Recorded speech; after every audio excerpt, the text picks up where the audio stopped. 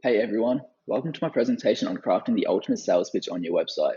In this talk, you'll learn the 3 strategies that I use to bridge the gaps between marketing, design, branding, and messaging to launch high-performing websites and marketing campaigns. So these are all just small parts of my total optimization process, but I want to share these ones specifically because they are so flexible that you can use them anywhere to boost your results, like Facebook ads, emails, and of course on your website. But before we get into this, let me introduce myself. I'm Lucas Mondora, and I'm a growth marketer and conversion optimization specialist for subscription businesses. So mostly software and some D2C brands. I also run a CRO consultancy, and I've been doing digital marketing for about 6 years in my own companies, as well as consultancies like Web Profits and You & Co.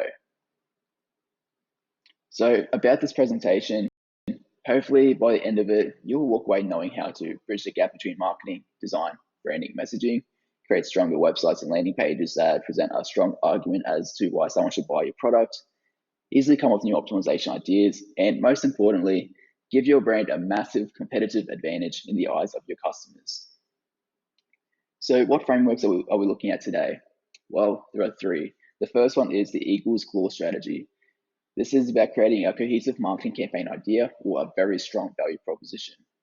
Basically, it combines a few direct response principles and product marketing principles to create a value proposition that metaphorically sinks its claws into your reader's attention and never lets go. The second is the RAM framework.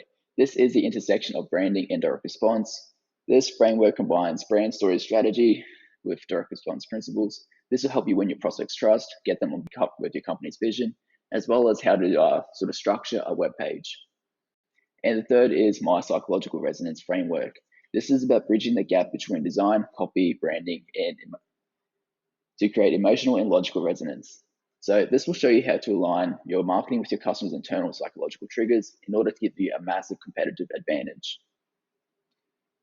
So the third framework that I want to look at today is the equals clause framework. I love this framework, and the reason why I love it so much, and that I hope you will too, is because this helps you create one of the most important elements that go into a successful and highly profitable website or marketing campaign. A big idea and a value proposition that resonates with your readers. So a value proposition is essentially the first thing your visitor sees on a website, because it's usually the information that is contained within the banner section or the hero section of your website. It's often a modified representation of your marketing campaign's big idea, so we'll treat it as one. If you're wondering what a value proposition looks like, it's essentially the main headline, the subheadline, and the elements surrounding them at the top of the page. It's the number one thing that you need to get right, because if you don't, your prospects will just hit the back button on their browser and never again return to your website. In its simplest form, a value proposition is just a statement that communicates 4 things: what you're selling, why someone should care, and what separates you from your competition. It should also capture your prospect's attention. But I'd like to go a little bit further than just those 4 things, which is why I created the equals clause framework. Here's what it looks like. There are 3 sections to this, and if you want to use it, you essentially fill in the answers to those questions.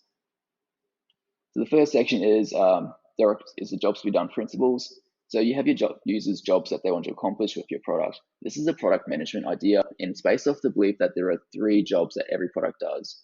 There's the functional job, which is really the tangible outcome of someone looking for your solution. The social job, which is how they want to impact their immediate peer group by using your solution. And the third job is the emotional job.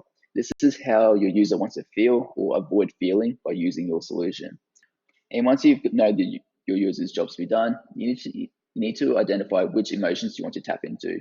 Now, most buying decisions are made emotionally, so it's important that you want to invoke at least one strong emotion in your value proposition. So once you know which emotions we want to tap into, we need to look at what we can promise our customers. This promise is essentially stating how your solution can transform the lives of your prospects. And from there, you need to differentiate your solution from your competitors. Like, we do that with what's called a unique mechanism. A unique mechanism can be anything that makes your solution different, or at least appear different in the minds of your customers. So that's really the gist of it. But if you really want to amplify your value proposition, then there are 2 things that you should also try to incorporate into it. The first one is an attention grabber, right? This is something that's interesting that you can say about your customer, your product, your market, or even about the world that we live in today, as long as it's relevant to the core sales message. And lastly is some boosters, right? Boosters are essentially selling propositions that you can add to your value proposition to strengthen it. This can be anything from bullet points, testimonials, statistics, even bonuses like free shipping or like a refund guarantee. So let's see this in action. And I decided to use EuroVPS as an example here.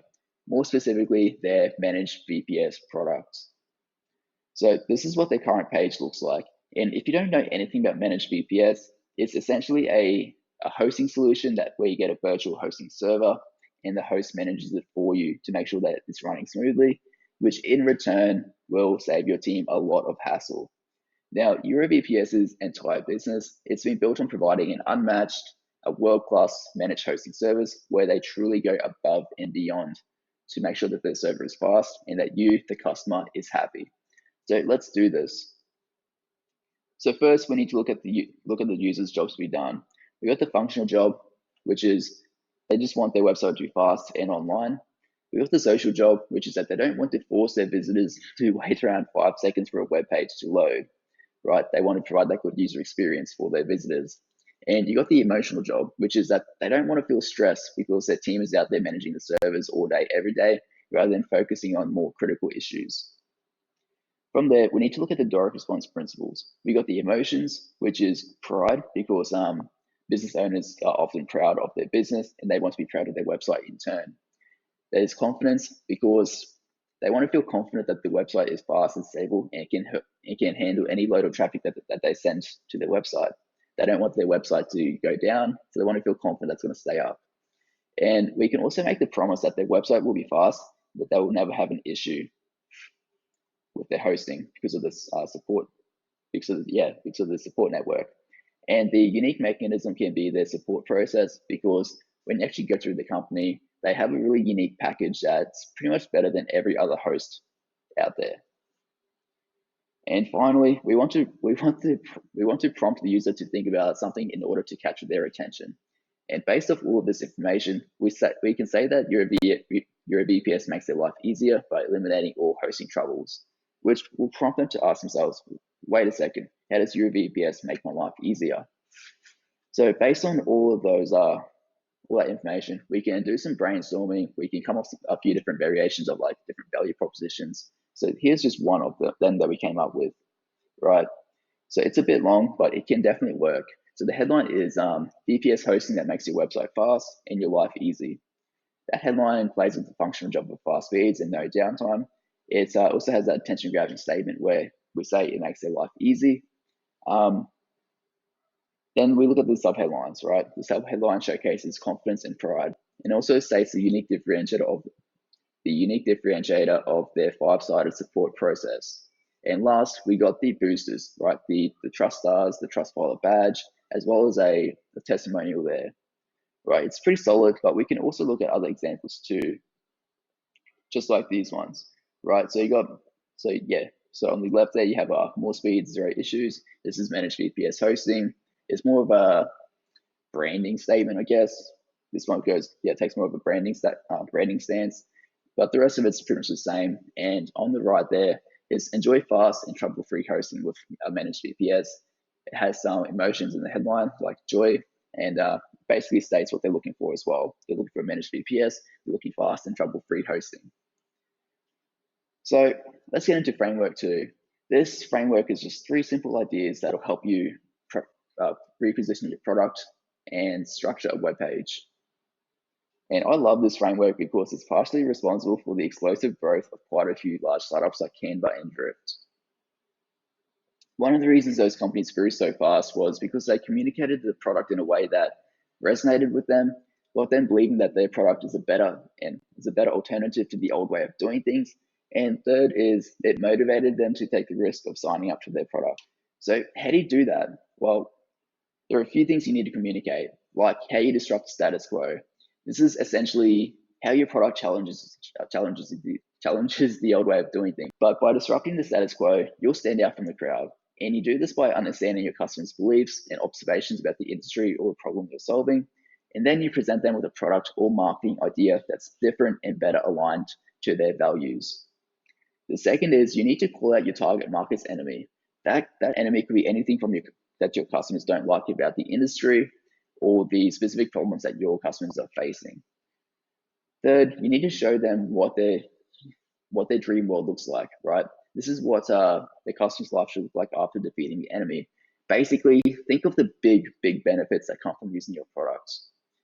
And lastly, you need to show them how to get to that dream world. So think of your product, its features, its use cases as a mode of transport that brings them to this dream world.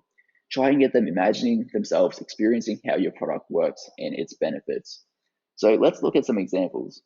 The first example is Canva, and we all know Canva, right? Canva's growth is a direct result of disrupting an entire industry status quo, and they did this by helping everyone create beautiful designs without friction. The enemy that they're fighting is overpowered and overly complex design software like maybe Photoshop, Illustrator, in the smaller ones too. Basically, these softwares were so complex that they were basically impossible for non-designers to use, right? These non-designers, they would spend hours trying to make a simple Facebook ad that looks good, but ultimately they would fail because they just didn't have the right skill.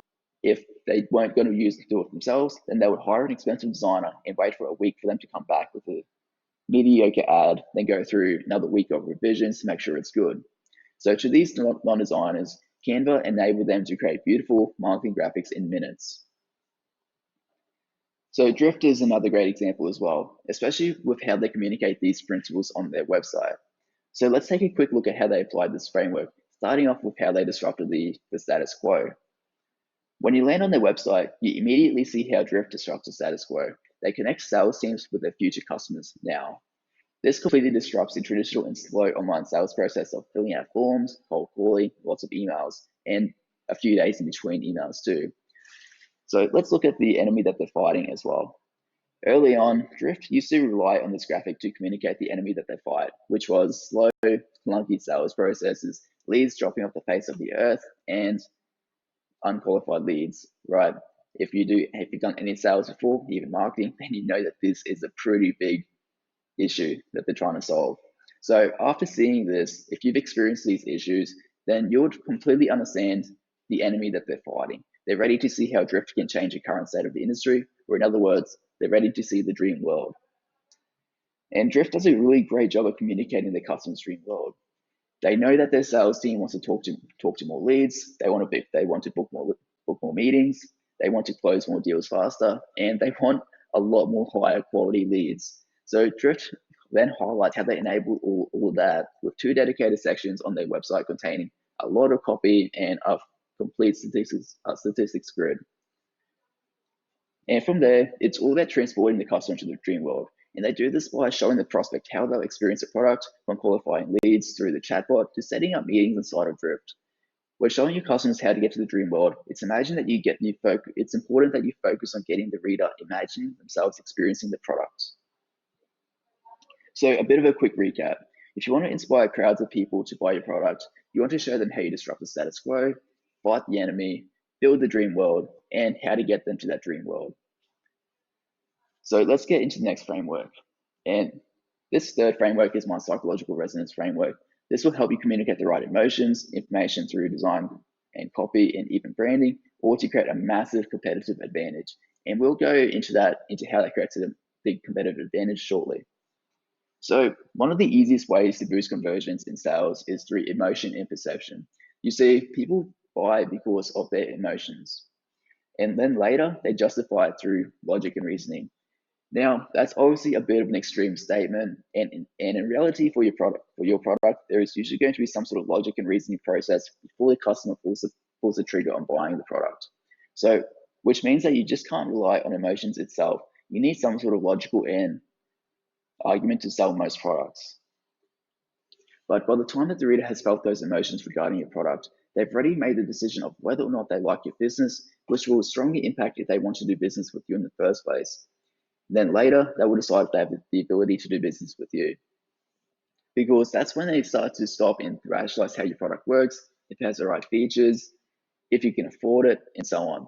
But if someone's emotions make them like your product in the first place, then assuming that your product has the right features and it meets all their criteria, then you have a distinct competitive advantage over other brands that don't elicit those same emotions.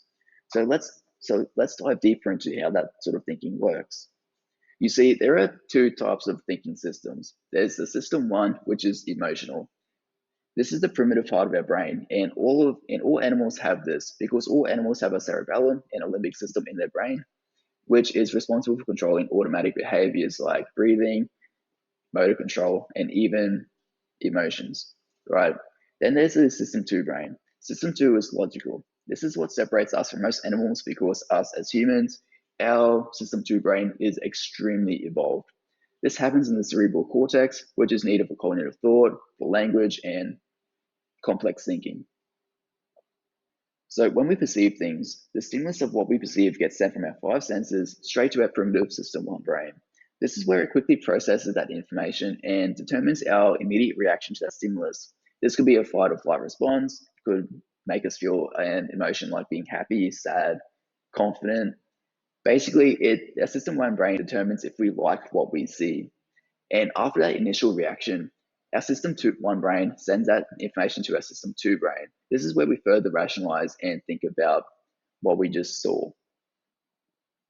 So now the process of perceiving the stimulus to our initial reaction through our system one brain, that takes just 50 milliseconds. 50 milliseconds for our emotional brain to process information. That's nearly instant.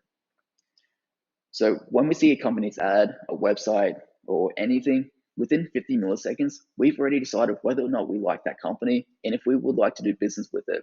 And we decide that before we've even had the chance to process what they were explicitly saying. So that is pretty powerful. And this is called resonance. So if a business resonates with our system one brain, in other words, our emotional brain, then that business has an instant competitive advantage over every single one of their competitors. That competitive advantage, it has nothing to do with their product. It's just whether or not we like their brand. So how do you create an emotional resonance? Well, we need to communicate specific values and emotions through our design and copy, both explicitly and implicitly. So these values and emotions, they need to be relevant to our customers, which means that we need to have a clear understanding of who they are. And we also need to have a clear roadmap of how we can communicate that information. So that is where this framework comes into play. And I'm going to show you how to apply this framework so that you can create a near instant competitive advantage and stand above all of your competitors.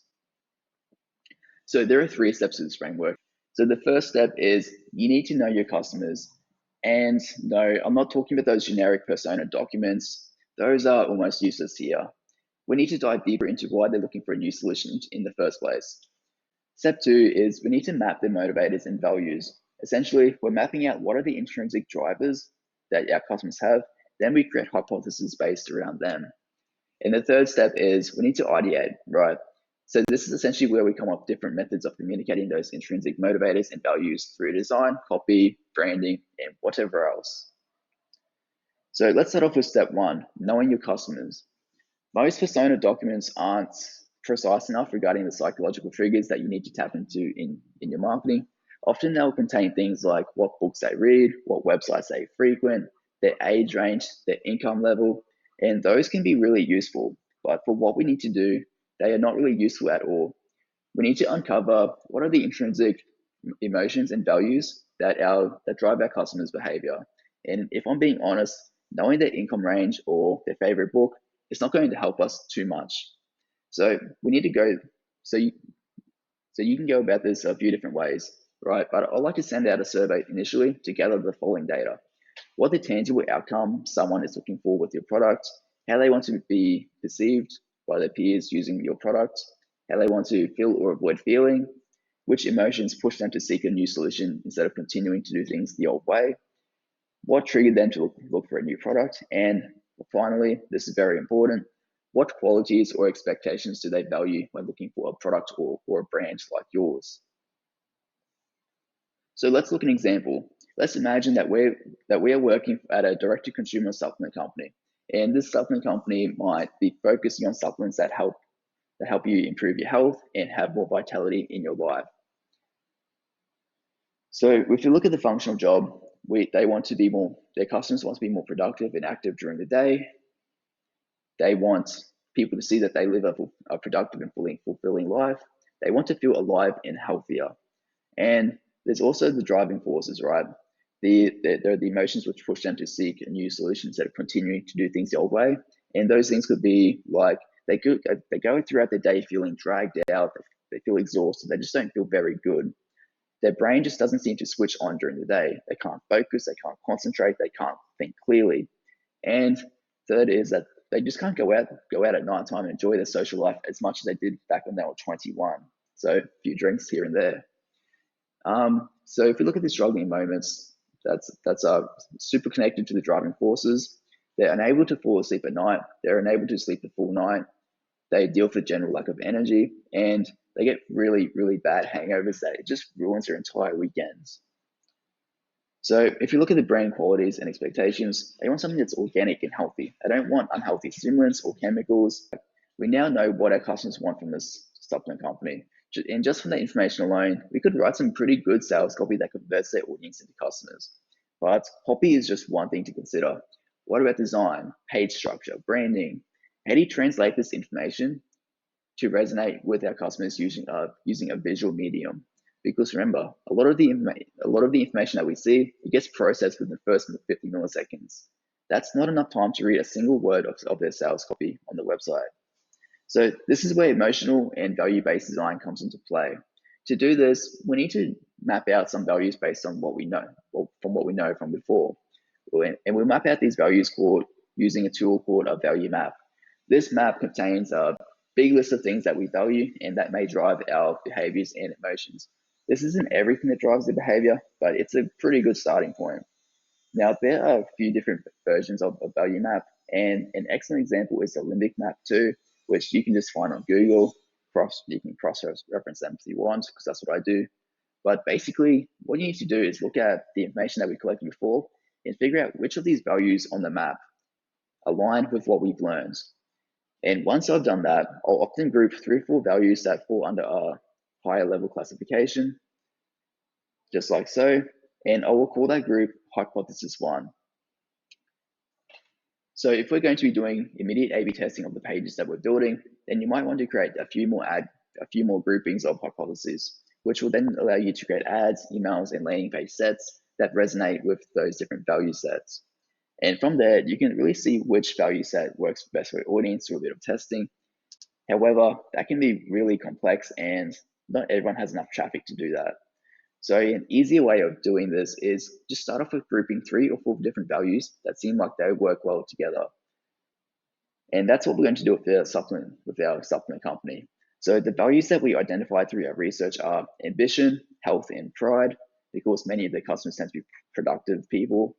They're making steps towards fixing their health and living a healthier life, and that they want to be satisfied and impressed with themselves. Then we also want to look at emotions too, because those are very important in just sales. So confidence, joy, and trustworthiness, because our customers are ambitious. They want their confidence to reflect that. They want to live a happy and joyful life, and we want them to see that these supplements can help in that goal. So then there's trustworthiness. They need to trust that their brand is effective for others, therefore themselves. So here's where it gets tricky. There is a ton of room for creativity regarding how you communicate these values. Like, how do you communicate values like efficiency or independence on a landing page using design? Well, you kind of just have to make gut level assumptions and maybe conduct a user test amongst your team or with people on the internet to somewhat validate your assumptions. However, that doesn't really make it much easier, which is why I've broken down this process into three different areas of a web page. There's design, there's on-page elements, and there's copy.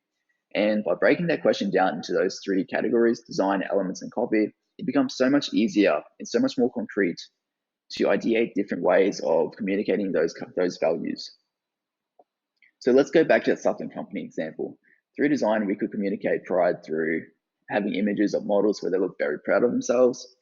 We could communicate health using strategic use of brown colors, use of green, models wearing gym clothes.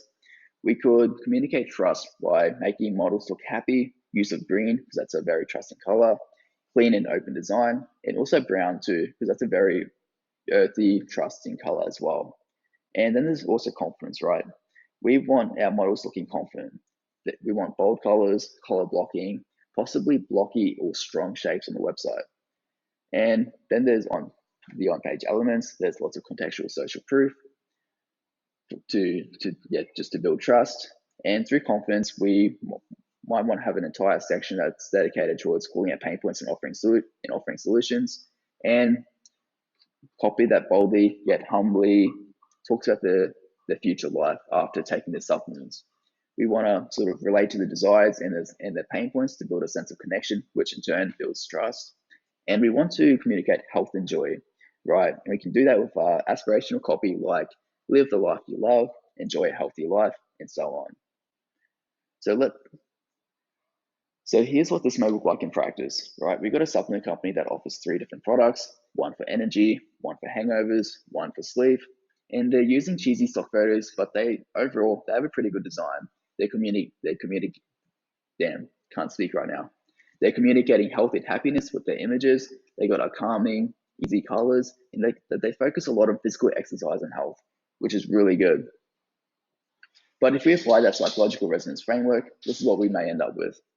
We use this framework to come up with a new brand value proposition that's more aligned with their customers.